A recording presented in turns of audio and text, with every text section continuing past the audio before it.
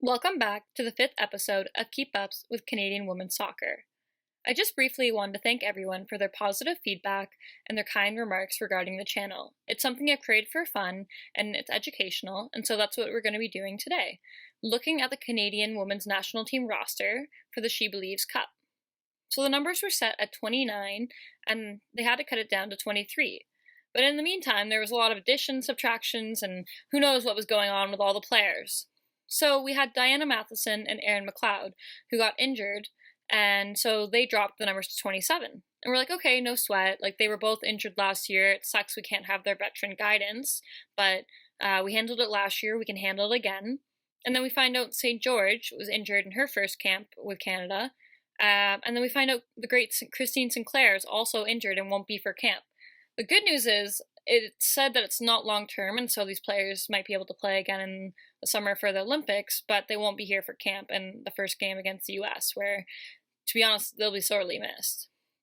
The even bigger loss, though, is that Kadisha Buchanan, Ashley Lawrence, and Jordan Huitema were not allowed to leave from their teams in France. And so this is a big loss, especially on the back end.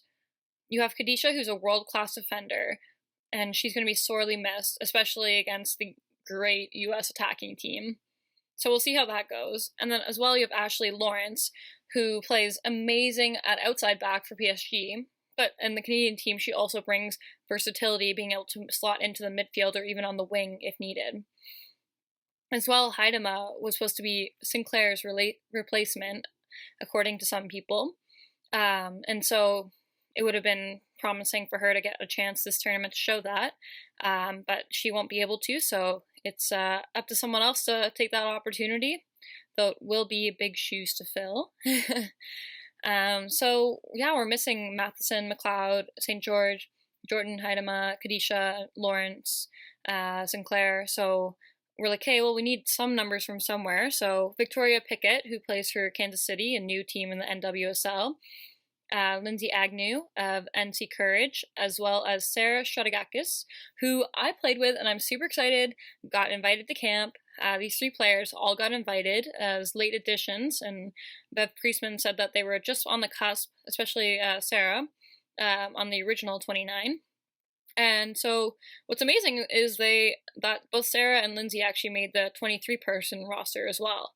Victoria Pickett and Olivia Smith were released from camp, but I'm sure we'll see them again in the future because Pickett's 24 and Smith is, I think, 15, so they have a lot of promising time ahead of them.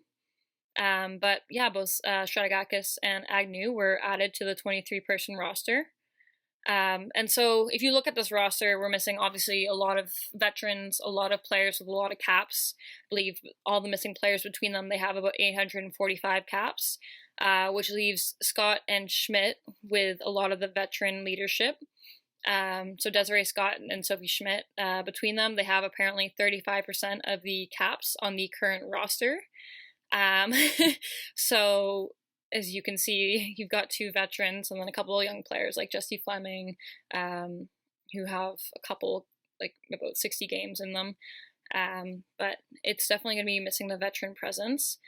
Schmidt is actually set to make her 200th appearance in her next game, so that'll be probably, well, most likely against the US. So it'll be exciting to see that. And it's very exciting to see that there are a lot of young players, such as the ones that we mentioned in our last video, some that worked their way through the professional field, like Jordan Leistra, who might get an opportunity. And thankfully, we got all of our English players, so we got Fleming, Zadorsky, Leon, all back from England, so I don't know what we would have done if we didn't have them. But it's exciting to see what we're going to have as our 18 as well as our starting 11, because as mentioned, about half of those players could be a starting player, the ones that we're missing. I'm super excited to watch it, and you guys should watch it as well. If you're in Canada, One Soccer has it available, and if you're busy that night doing whatever, you can always follow along Canada Soccer on Twitter or Instagram. There's a lot of ways to follow this game, so I encourage you, especially this big US-Canada matchup. I believe it's 7 p.m. on Thursday. It's going to be super hype, and even without these veteran players, Canada's going to be as mean and nasty as ever to the US. There's no love lost between these 2 teams. So definitely check it out. Comment below, let me know what you're thinking, the matchups, and who the starting 11 might be. I might post who I think it might be because it's definitely a little bit up in the air and it'll be interesting to see. So like and subscribe to my channel if you want to hear more about it. And I'm very excited for She Believes Cup to get underway. So stay tuned.